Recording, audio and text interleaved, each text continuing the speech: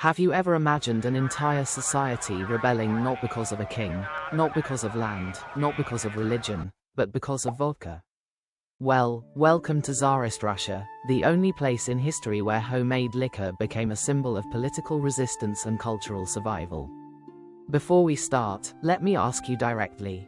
If your government suddenly banned you from making the drink your family crafted for centuries, would you obey or would you rebel? Because millions of Russians chose rebellion.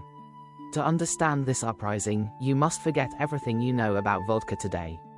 In 18th and 19th century rural Russia, vodka wasn't a party drink. It was medicine, currency, tradition, and identity.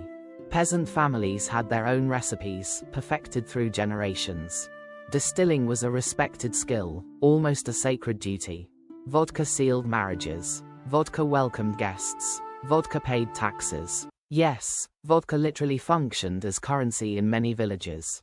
And because life was harsh, poverty extreme, and winters brutal, homemade vodka, samogan, was essential for survival. So when the empire tried to take it away, it wasn't just taking alcohol. It was taking culture. By the late 1700s, Russia was nearly bankrupt. Endless wars, corruption, and administrative chaos drained the treasury. Officials needed money fast. And what did they see everywhere? Vodka. Cheap, abundant, privately made, and, importantly. So the government launched a bold plan. Ban private distillation and impose a state vodka monopoly. The official explanation? To improve quality, protect public health, and modernize society. The real explanation? Money. Lots of it. State vodka was expensive, poorly made, and universally hated. But peasants were legally forced to buy it, and to pay taxes for it. You can imagine how that went.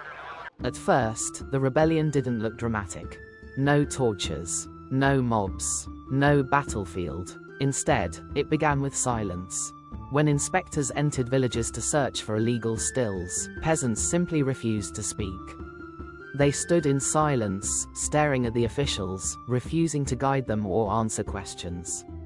It was quiet. It was eerie. It was powerful. In other regions, families dismantled their distilling equipment at night and buried it in forests. Stills were disguised as farming tools. Copper pipes were hidden inside church walls. Some households even created false floors to brew vodka secretly beneath their own kitchens. This wasn't rebellion yet. This was preparation. Let me ask you something. What happens when a government touches the most sacred part of your culture?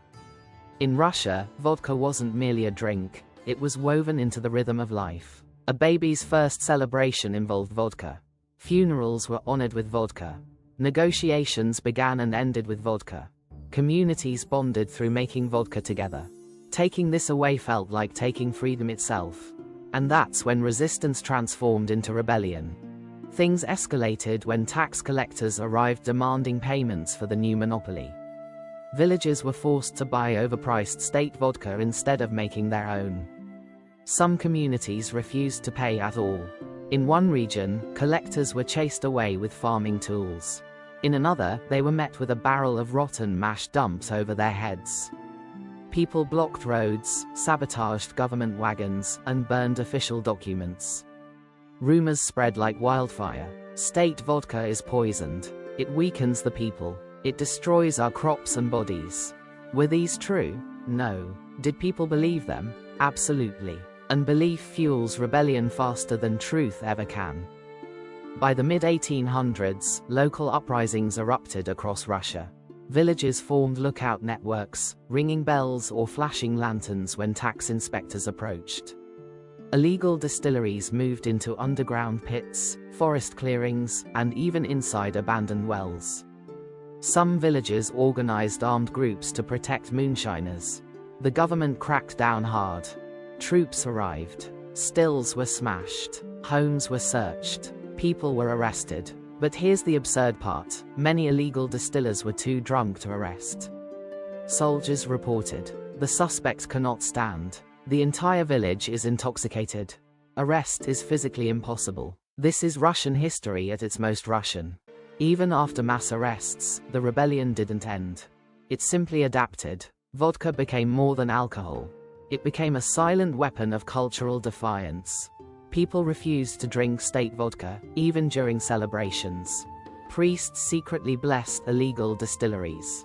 Entire villages drank only homemade spirits, treating state vodka as a symbol of tyranny.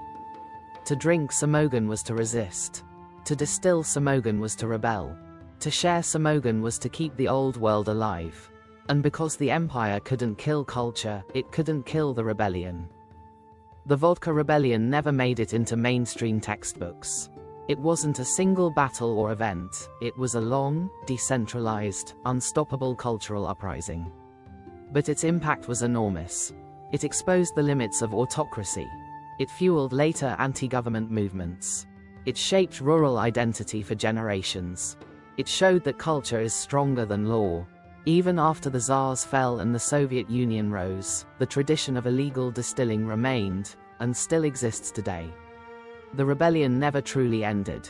It simply went quiet, like alcohol fermenting in a dark room. So let me ask you again, was this truly a rebellion about vodka, or was vodka just the symbol of something deeper?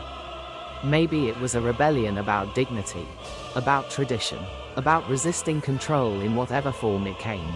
In the end, the Vodka Rebellion teaches a vital truth. A nation's identity cannot be mass-produced, taxed, or monopolized. It lives in the hands of its people.